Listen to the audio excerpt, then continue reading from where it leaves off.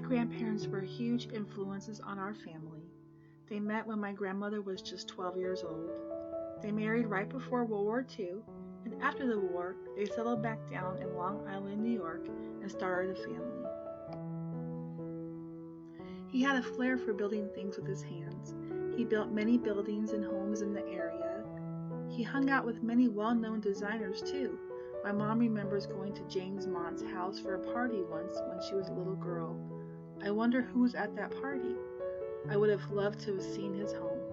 I can safely assume that it was simply fabulous. There is no doubt in my mind.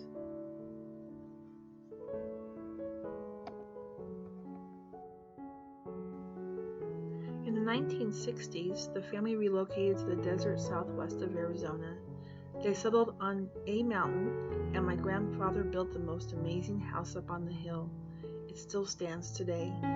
Then in the 1970s, they moved to Picacho Peak, Arizona.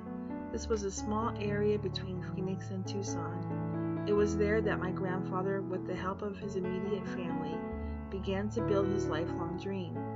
He painstakingly started to build by hand an amazing World War I museum, restaurant, and gas station. He had collected World War I vehicles and memorabilia from all across the country. Our family would go up on the weekends and help out in the restaurant. It was my first real job. I remember writing out an order slip for a cup of coffee. It was a whopping 10 cents. We used to ring up orders of hamburgers, fries, and shakes on the old antique cash register, serving ice cream cones and helping pump gas for the customers. The building was 2 stories tall. The upper floor was their home, and the downstairs was the restaurant and museum and gas station. My grandmother ran the inside, and my grandfather and my uncles worked the gas station, repairing vehicles, and they were also curators in the museum.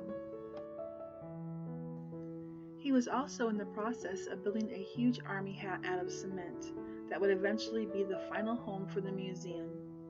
They had a children's arcade where you could use real machine guns to knock down clay figurines of tanks and such. We had birthday parties as kids, and we would ride in army tanks in the desert. It was so awesome growing up. Sadly, the museum and the dream were shot down in one fell swoop. There was a tax disagreement with our grandfather and the state of Arizona, which led to the land being taken away from my grandfather. This happened back in the early 1980s.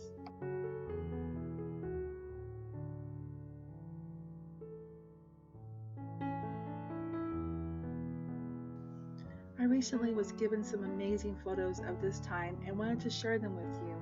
I believe this would have been something very special had he been able to continue and finish building this amazing place. Remnants still remain on that hill outside of Picacho Peak. Our family and my sisters and I share wonderful memories of our childhood growing up there. Enjoy.